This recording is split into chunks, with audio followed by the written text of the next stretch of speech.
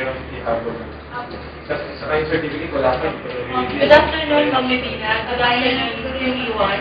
Today we have the privilege to interview Mr. South of the College of Education. Thank you, sir, for letting us have your time for our psychology. I am Mon Vermajindi, major in English po. And Mary Lou Castellano, major in English po. We have prepared 4 questions for this interview.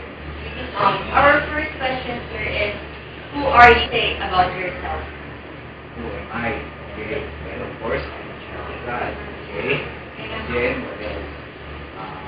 Of course, I was born here, and since I was born here, I have a purpose. Okay. Now, what does this dictate on what my mission is? Okay. Now, since I'm a teacher, so I would say that who am I? I'm a teacher, and I'm guiding students like you to the right path. You know, just being teachers is there. Okay, then? Okay. Thank you, sir. For question number 2, what do you value or what do you love? What do I value? Okay. Well, I value most of all, of course, my family, because that is my return. Okay. And when I say family, of course, I'm referring to my immediate family and also my family I have support before I get married. Okay. What do I love? Okay. Well, practically I love everything.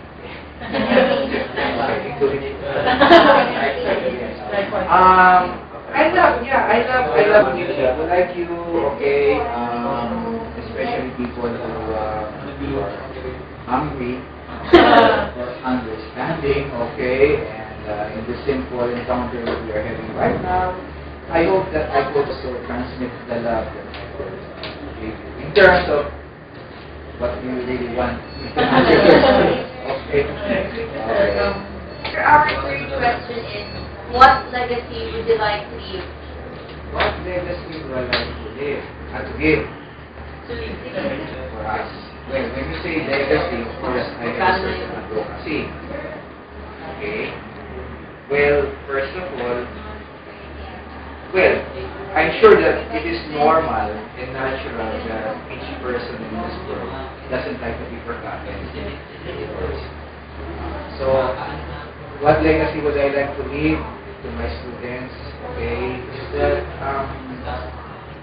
whatever small I would like that I give them, I hope you would not forget it, and somehow I would like to spread that.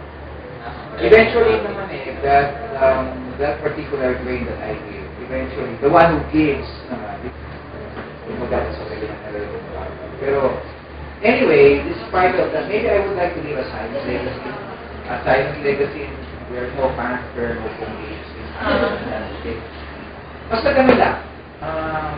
Simple, silent, and to be remembered. And maybe the little things I can do is to help.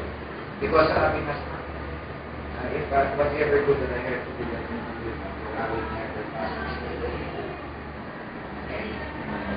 For the fourth and last question, sir, who are the contributors to your book? Who are the contributors? Yes, sir. Who contributed my book development as well as a human being? Yes, sir.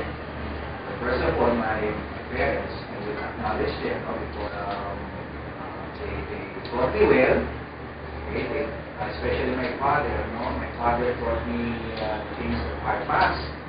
That's why until now I can still remember some things that he told me, and then later I shared it. And then my mother, of course, for being patient and being understanding.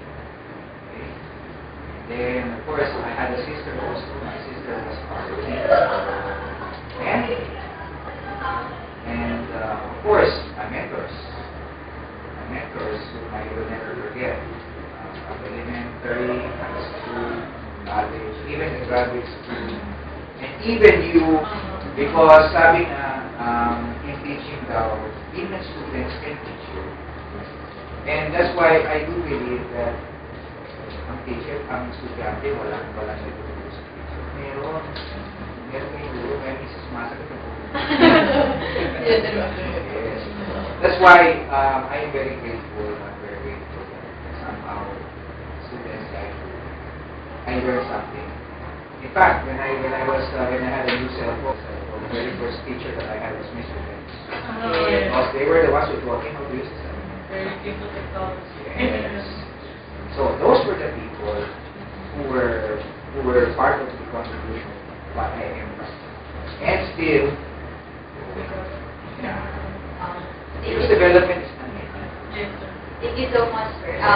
We're also very grateful to have a professor like you in the university, the College of Education. Well, you will have to wait until next year. Oh! Di ba, ma'am? Thank you so much. Okay. Thank you, sir. Thank you, sir. Thank you for sharing. Bye, ma'am.